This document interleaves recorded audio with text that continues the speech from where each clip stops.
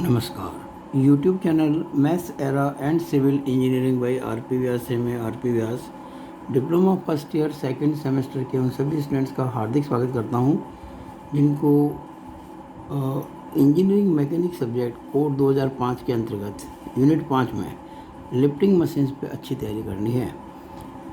देखिए, इस यूनिट 5 पर मेरा ये तीसरा वीडियो है आज, और इस वीडियो में इस चैप्टर की थ्योरी पूरी हो जाएगी जो आपके कोर्स में है। और मुझे पूरा विश्वास है कि आप अगर इन तीनों वीडियोस को अच्छे से देखेंगे, समझेंगे, तो किताब का कोई भी क्वेश्चन जो आपके कोर्स का है आप उसको अच्छे से कर पाएंगे। और अगर नहीं होता तो आप मुझे कांटेक्ट करके मुझसे कह सकते हैं, मैं उसको सॉल्व करके वीडियो बना दूंगा और आपको लिंक बता दूंगा। देखिएगा इसके अंदर हम क्या पढ़ने जा रहे हैं। देखिए, कुल मिला के इस चैप्टर में मैंने 10 पॉइंट आपसे डिस्कस किए थे। पहला पॉइंट था भार W, डिस्कस किया जा चुका वीडियो नंबर 1 में। दूसरा आयास या एफर्ट P, डिस्कस कर चुके हैं। तीसरा मैकेनिकल एडवांटेज यानी कि W/P, डिस्कस कर चुके हैं। चौथा VR यानी कि वेलोसिटी रेशियो, वेगानुपात, डिस्कस कर चुके हैं। पांचवा एफिशिएंसी η=ma/VR, डिस्कस कर चुके हैं। ये वीडियो 1 में कर चुके हैं। और ये पॉइंट नंबर 6, 9वां और 10वां, लॉ ऑफ मशीन यानी कि P=mW+C, maximum mechanical advantage and maximum efficiency, और self locking and reversible machines. ये जो पॉइंट्स हैं 6, 9वां, 10वां, ये हम वीडियो नंबर 2 में डिस्कस कर चुके हैं। ये सारे हम कर चुके हैं डिस्कस वीडियो नंबर 2 के अंदर। ठीक है, अब हमें ये जो 2 पॉइंट बचे हुए हैं, आइडियल मशीन और फ्रिक्शन इन मशीन, ये 2 पॉइंट्स हम आज डिस्कस करेंगे इस वीडियो नंबर 3 के अंदर। तो देखिएगा, पहले हम लेते हैं आइडियल मशीन। देखिएगा, आइडियल को हम कहते हैं आदर्श। आदर्श, जैसे आदर्श स्टूडेंट कौन है पढ़ाई के अंदर जिसकी एफिशिएंसी 100% है, यानी कि वो 100% मार्क लेके आता है। वैसे ही ऐसी मशीन जिसकी दक्षता, जिसकी एफिशिएंसी 100% हो, यानी कि इफ़ एफिशिएंसी ऑफ मशीन = 100%। अच्छा, 100% मतलब होता है आपके 100 में से 100 नंबर आ गए, इसका मतलब 1। ध्यान दीजिएगा, यानी कि अगर एफिशिएंसी 100% और 1 ये हो तो जो मशीन है, तो वो जो मशीन है वो आदर्श कहलाती है। ये आप दिमाग में रखें। और आदर्श मशीन के अंदर कोई तरह की हानि नहीं होती है, ना एफर्ट में ना वेट के अंदर कोई फ्रिक्शन लॉस होता ही नहीं है उसके अंदर। अब देखिएगा, आपको पता है कि जो एफिशिएंसी होती है वो ma/VR, मैंने आपको समझाया था वीडियो नंबर 1 के अंदर।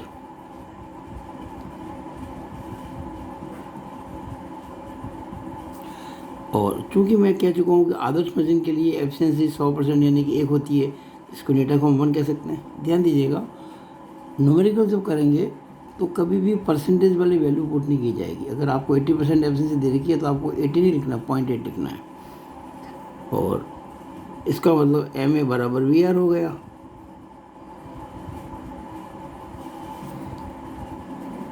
यानी बड़ा इंपॉर्टेंट हो गया ये। आदर्श मशीन के लिए मैकेनिकल एडवांटेज और वेलोसिटी रेशियो बराबर होते हैं। आगे चलते हैं। ma क्या होता है? W/P = VR। इसका मतलब W/P × VR, बड़े काम का ये फॉर्मूला। अच्छा, अगर हमको P निकालना हो तो W/VR हो जाएगा। ये आदर्श मशीन की बात हो गई। हेडिंग है ना ये, आदर्श मशीन। अच्छा, अगर हम इसी के साथ समझ लें कि वास्तविक मशीन क्या होती है, ये सिलेबस में कोई पॉइंट लिखा नहीं है, लेकिन होते तो है। जो मशीन आदर्श नहीं है वो वास्तविक है, एक्चुअल मशीन है। हर मशीन नॉर्मली एक्चुअल मशीन ही होती है। आदर्श मशीन तो केवल एक कल्पना है, इमेजिनेशन है। वास्तविक मशीन में जो एफिशिएंसी होती है वो 100% नहीं होती। एफिशिएंसी नॉट इक्वल टू 100%, बल्कि हम कहेंगे एफिशिएंसी हमेशा 100% से कम होती है। यानी हम कहेंगे एफिशिएंसी हमेशा 1 से कम होती है, हमेशा 1 से कम होती है।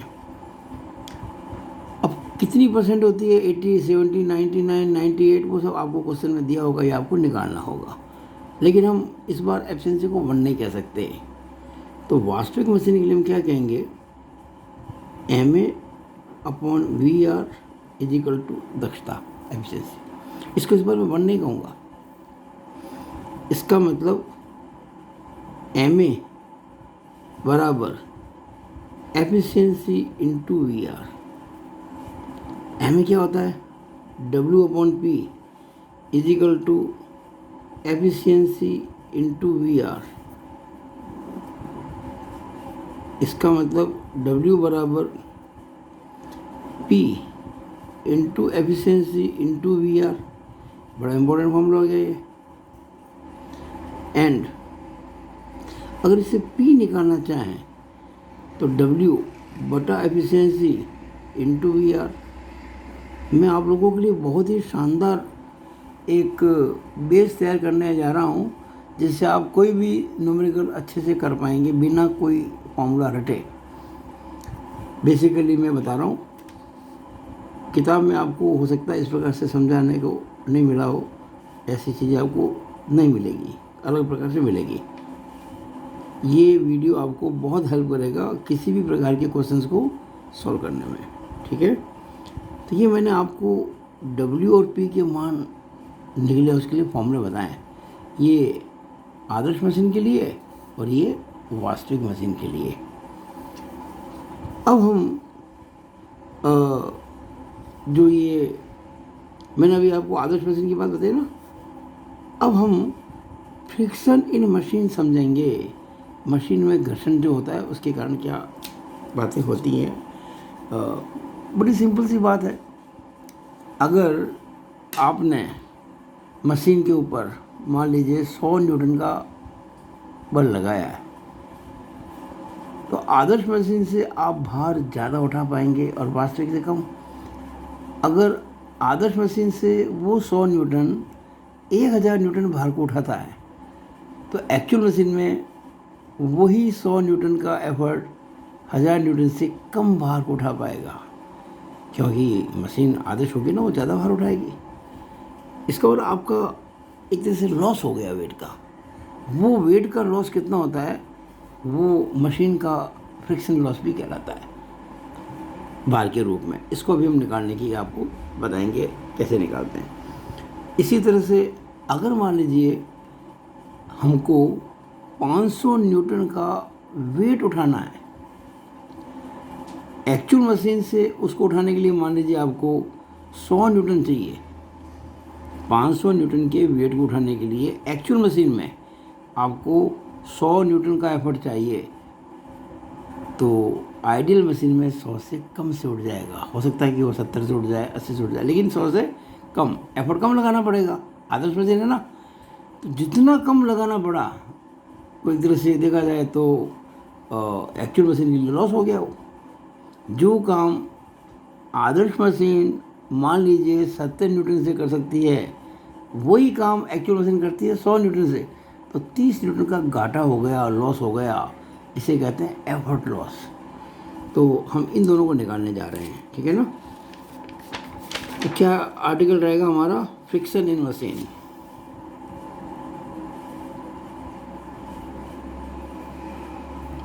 फ्रिक्शन इन मशीन कौन सा पॉइंट है हमारा? ये 8वां। देखिए इसमें 2 केस होते हैं। पहला एफर्ट लॉस, यानी कि आयास हानि।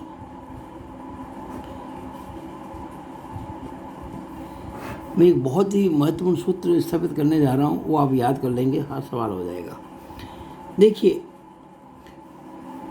आयास हानि के अंदर हमें ये पता करना है कि एक्चुअल मशीन में कितना ज़्यादा एफर्ट लगाना पड़ेगा। दिखती बात है, एक्चुअल मशीन में एफर्ट ज़्यादा लगाना पड़ेगा और आदर्श में कम लगाना पड़ेगा। तो हम कहेंगे एक्चुअल मशीन के लिए एफर्ट माइनस आइडियल मशीन के लिए एफर्ट। एफर्ट का मतलब आयास, यानी वास्तविक मशीन पे कितना आयास लगाना पड़ा, उसमें से आदर्श मशीन में जितना आयास लगाना पड़ा उसी भार को उठाना। ध्यान देना, भार कांस्टेंट है W। अब एक्चुअल मशीन के लिए एफर्ट कैसे निकालते हैं, ये मैंने बता सकूँ आपको। ये रहा आपका एक्चुअल मशीन और ये P निकालने का फॉर्मूला है W बटा एफिशिएंसी इंटू VR। W बटा एफिशिएंसी इंटू VR। और आइडियल मशीन के लिए एफर्ट यानी कि P, ये देखिएगा आदर्श मशीन की बात चल रही थी, इसमें P कितना था, W बटा VR। तो ये हो गया माइनस W बटा VR। अब आप देखें कि W बटा VR आ गया कॉमन, क्या बचेगा इधर, 1 बटा एफिशिएंसी माइनस 1। ये हमारा फॉर्मूला हो गया एफर्ट लॉस। एफर्ट लॉस, आयास हानि के लिए ये फॉर्मूला हो गया। आपको W दे रखा होगा, सवाल में पता होगा कितना भार उठाना है, उस मशीन का वेगानुपात आपको दे रखा होगा या फिर आप किसी प्रकार से निकाल पाएंगे उसको। और एफिशिएंसी आपको मान लीजिए दे रखा है 80%, तो यहाँ 80 नहीं लिखना है, यहाँ 0.8 लिखना है। एक में 0.8 का भाग लगाएंगे तो एक से ज़्यादा आएगा, उसमें एक घटाएंगे, हमारा आंसर आ जाएगा। तो ये बहुत इंपॉर्टेंट फॉर्मूला है, मुझे आशा है कि आपको समझ में आ गया होगा। अब निकालते हैं वेट लॉस, भार हानि। इसको मशीन में घर्षण भी कहते हैं।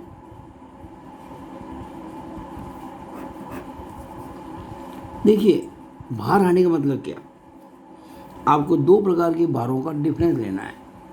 अच्छा, कौन सी मशीन ज़्यादा भार उठाएगी, आइडियल आदर्श मशीन ज़्यादा भार उठाएगी, और कौन सी मशीन कम भार उठाएगी, एक्चुअल कम भार उठाएगी।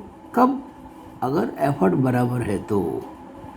बराबर एफर्ट लगाया तो आइडियल मशीन ज़्यादा वेट उठाएगी। तो यहाँ डिफरेंस ध्यान देना, वहाँ तो डिफरेंस था एक्चुअल में से आइडियल का, क्योंकि वो एफर्ट निकालना था लॉस, और यहाँ डिफरेंस लेंगे आइडियल माइनस एक्चुअल का, क्योंकि आइडियल मशीन ज़्यादा भार उठाती है। तो weight loss is equal to ideal यानी आदर्श मशीन द्वारा उठाया गया भार, weight lifted by ideal machine, minus actual machine द्वारा उठाया गया भार, weight lifted by actual machine. अब आदर्श, ध्यान देना, इन दोनों के अंदर एफर्ट सेम है, आयास सेम है, भार अलग अलग है। तो आइडियल मशीन द्वारा कितना भार उठाया गया, ये देखिएगा, ये रहा आइडियल और ये रहा भार P into VR। P into VR minus actual machine. Actual machine ये रही, कितना भार, P into efficiency into VR। P into efficiency into VR। अब देखेंगे P इंटू VR कॉमन आ रहा है, P इंटू VR कॉमन आ रहा है, तो 1 माइनस एफिशिएंसी, ये फॉर्मूला हो गया। इसका मतलब weight loss is equal to P into VR multiplied by 1 minus efficiency.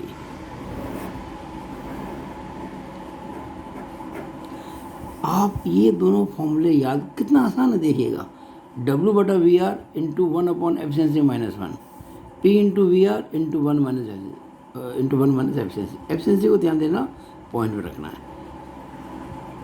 यहाँ आपको एफर्ट दे रखा होगा, ब्याज दे रखा होगा, भार में हानि आ जाएगी। ये भार में हानि वो है कि आदर्श मशीन जितना भार उठाती है उसकी तुलना में एक्चुअल मशीन कितना कम उठाती है, वो भार हानि होती है। और आयास हानि जो होती है ना, वो ये है कि एक्चुअल मशीन पे कितना अधिक एफर्ट लगाना पड़ता है आदर्श की तुलना में, वो एफर्ट लॉस कहलाता है। मुझे आशा है कि आपको ये सब बातें बहुत अच्छे से समझ में आ गई होगी, और जो मैंने आपको समझाया है ये बातें आपको संभवतः किसी भी पुस्तक में नहीं मिलेगी इस प्रकार से, और इस प्रकार से सिंपल वे के अंदर। तो आप इसका लाभ उठाएं, और इस जो मैंने आपको 3 वीडियो बनाई, ये तीसरा, इसके बाद 2 वीडियो और थे, उनको ध्यान से पढ़ें, ध्यान से समझें, ध्यान से देखें, तो आप सभी प्रश्न कर पाएंगे, ऐसा मेरा विश्वास है। तो मुझे आशा है कि आपको ये वीडियो अच्छा लगा होगा। इसको लाइक और शेयर करने में कंजूसी ना करें, और मेरे YouTube channel maths and civil engineering by R Vyas को जरूर सब्सक्राइब करें, ताकि आपको मेरे वीडियोज़ बराबर मिलते रहें। It is all over about this video. Thank you.